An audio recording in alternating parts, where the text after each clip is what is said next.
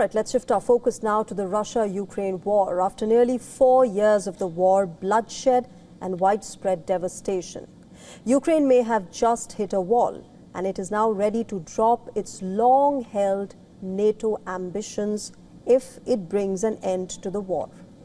On Sunday, President Volodymyr Zelensky said that Ukraine is ready to consider a compromise, accepting security guarantees based on NATO's Article 5, even without formal membership. Now, this is already a big shift from Kyiv's stated red line.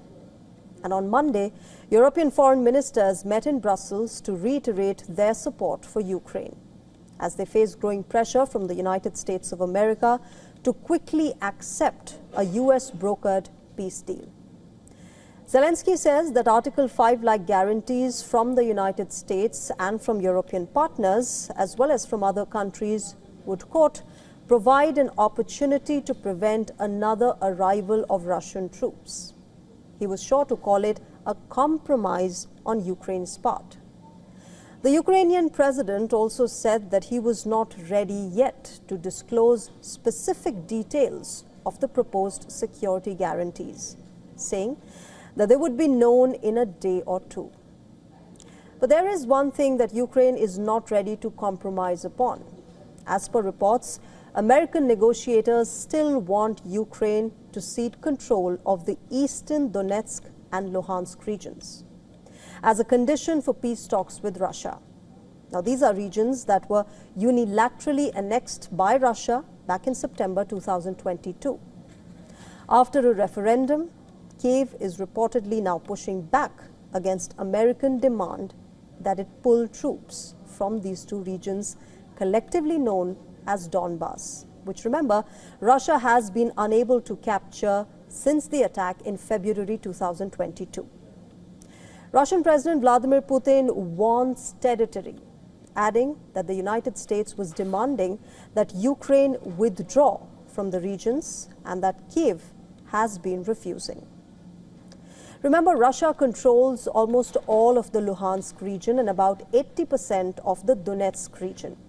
As far as Ukrainians are concerned, a poll by the Kyiv International Institute of Sociology showed that 75% of Ukrainians are against giving up Donbas.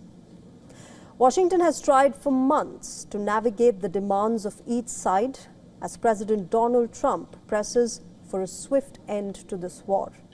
He has publicly grown increasingly exasperated as well by the kind of delays that these peace talks are witnessing.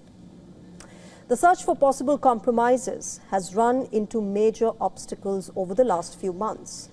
It comes after the European Union last week indefinitely froze Russia's assets in Europe to ensure that Hungary and Slovakia, both with Moscow-friendly governments, cannot prevent the billions of euros from being used to support Ukraine. Using a special procedure meant for economic emergencies, the EU has blocked the assets until Russia gives up its war on Ukraine and compensates its neighbor for the heavy damage that it has inflicted for almost 4 years now. Remember, this is a key step that will allow EU leaders to work out at a summit this week how to use the tens of billions of euros in Russian central bank assets to underwrite a huge loan to help Ukraine meet its financial and military needs over the next 2 years. Meanwhile, remember, Russia continues to make advances on the battlefield. On the day Ukraine agreed to drop its bid for a seat at NATO, Russian forces seized yet another settlement in Ukraine's Zaporizhzhia region. The settlement in question is called Varovarkova.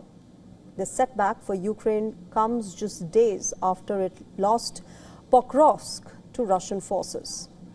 In fact, Russian troops also claim to have carried out strikes against Ukraine's energy and transportation infrastructure, as well as drone launch sites. Ukrainian military says that its troops struck the Afipsky oil refinery in Russia's Krasnodar Krai to weaken Russia's offensive potential and disrupt its logistical supply. The Ukrainian forces also attacked the Uryumtsk oil depot in Russia's Volgograd Oblast.